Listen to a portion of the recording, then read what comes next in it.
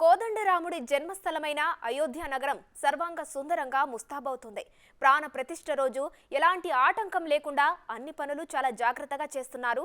రామ మందిరం ప్రారంభం, విగ్రహ ప్రాణ ప్రతిష్ఠకు సమయం దగ్గర పడుతుండటంతో నిర్మాణ, సుందరీకరణ పనులు శరవేగంగా జరుగుతున్నాయి. ఆలయ నిర్మాణంలో వివిధ రాష్ట్రాల కళాకారులు, కార్మికులు పనిచేస్తున్నారు.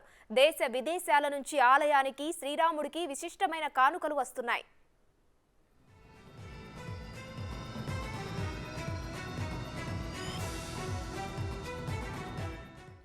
ఎక్కడా ఇనుము వాడకుండా అయోధ్య రామ మందిర నిర్మాణం జరుగుతోంది.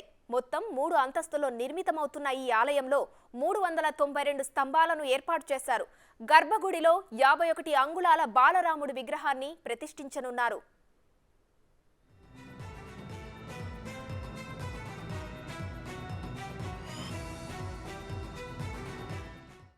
ఇక మందిర నిర్మాణంలో నేల, గోడలు, మెట్లు, పైకప్పు ఇలా అంతటా రాతిని వినియోగించారు. ఎక్కడా ఇనుము, స్టీల్, సిమెంట్, కాంక్రీట్ ను వాడలేదు. యూపీ, గుజరాత్, రాజస్థాన్ నుంచి ప్రత్యేక శిలలను తెప్పించారు. ఆలయానికి సమీపంలోనే కరసేవకపూర్లో 30 ఏళ్ల కిందటి రాతిని చెక్కే పనులను ప్రారంభించారు. గత 30 ఏళ్లుగా దేశం నలుమూలల నుంచి సేకరించిన 2 లక్షల ఇటుకలను ఆలయ పీఠం కోసం వాడారు.